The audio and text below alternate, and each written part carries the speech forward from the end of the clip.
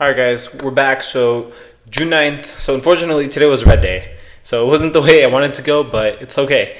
So I'm just going to show you, I'm down 88 for the day, which is okay. Today was a little bit effed up. So I'll tell you what happened. INAB, in INAB, let's see, there was some news that came out. Actually, yeah, there was some news at 4 a.m., top of the hour. And I looked at the stock, okay, it meets the criteria, but the volume was the issue. So in my first trade, I got in. I don't know if you could see the problem with this already. When I was getting in, I was already getting partial fills at certain pricing, but the price was still the same. It's when I exited.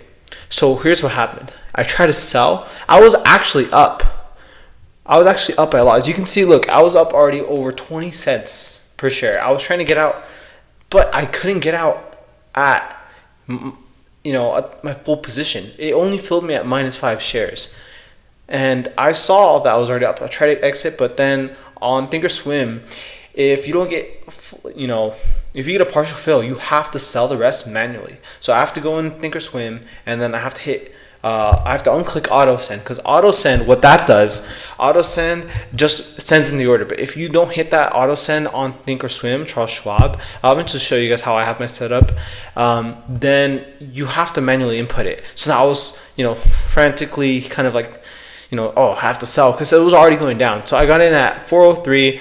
So right here, you can see it popped up, and I saw this breakout. I tried to see if maybe we can catch even a bigger breakout. I tried to sell right around here, around this area, as you can see at 482, but immediately rejected. And this is where I started kind of panicking, because I was like, okay, where do I go? And you can see it kind of took me a bit of time to kind of get out.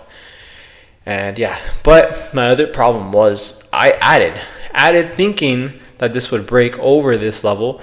As you can see, I added at 403 again at 458, so right around here. I added thinking that we would break into this high, rejected, and that put me in the red by a lot, but also I was trying to get out as soon as I can, but this thing dropped immediately.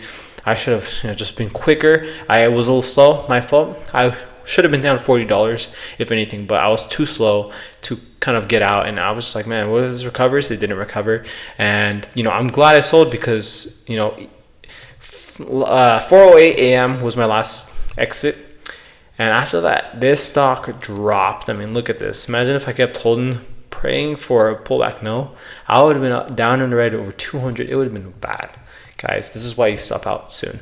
Okay, so that's the first trade.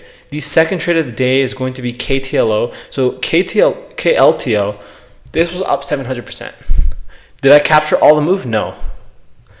I'll show you why. Because this ran out to the entire day. I don't trade stuff from start to finish. I'm only trading a small portion. So you can see this is the move from the day. Started at 18, 20 cents. Made its way all the way to over $2, the high. It's, I'm not going to sit here all day and waiting for this, because you cannot bet that this will go up. But I did make a small gain. Did I leave money on the table? Yeah, I did. I left money on the table. I closed up with $10 profit. Should I have kept it? Maybe. Penny stocks are a little bit harder. Honestly, the worst thing I wanted for myself to happen was a further loss. I tried to see if I can recover a little bit. I did recover a little bit, but not that much. So I got in with this trade, KLTO. I got in at 34 cents around 4:13 a.m. So right over here, we're gonna see 4:13. So this is when it started popping up, and I was looking at the 1 minute chart.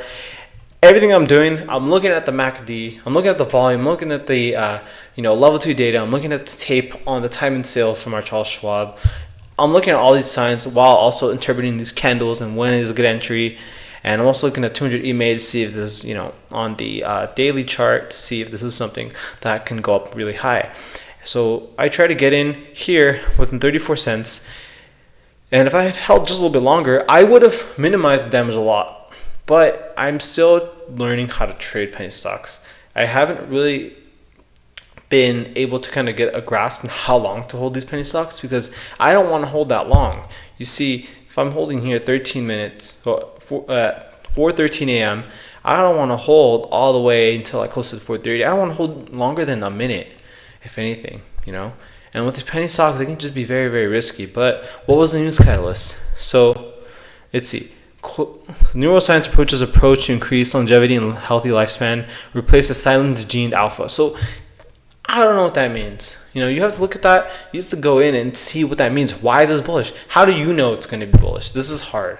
This is why day trading is hard, because one person could get lucky and say, this is going to be really good. I'm going to hold for 2 hours. You hold for 2 hours, you're already up so much. This made a 700% move on the day. That's how it closed out. We have 300%. So momentum tomorrow, I feel, will be very strong. I'm not too worried. I know I'll make this back. $80. Okay, fine. We're down on the month. Who cares? We're going to slowly build back up. We're not going to do anything crazy. We're going to slowly build back up on Tuesday, Wednesday, and we'll see how these trades unfold. Today was a bit of, bad luck. But what I shouldn't have done was add again. Had I not added, who knows? KLTO might have erased that loss. But coulda, woulda, shoulda, and then I'm not really upset. It is what it is, honestly. My setup was a little different yesterday or this morning. So did that mess me up? No, I'm not going to make excuses. This is my fault. But I'm not worried because I know I have the ability to make it back. I'm not struggling. It just gotta go in tomorrow with confidence and just gotta keep slowly building. So that's it for today. My 5-day streak gone, but hey, it's the beginning of the month. This is not something that's towards the end. It's not something drastic. It's not 800. It could be worse. It could be way worse. We're still up over the month, record-breaking month. We still have so many days. We have 2 weeks. We have 3 weeks minus today. The 30th of June, we have 3 weeks left of June. I'm not worried. Why would I be worried? So we're going to go in tomorrow. Be patient. I know Ross had a red day today, but he's going to come back swinging hard when he needs to, and I will do the same. So when push comes to shove, I feel confident that I'll make that back, no problem. I just can't, be stubborn. But that's all for today. Hopefully you guys enjoyed this episode, and we'll see you tomorrow.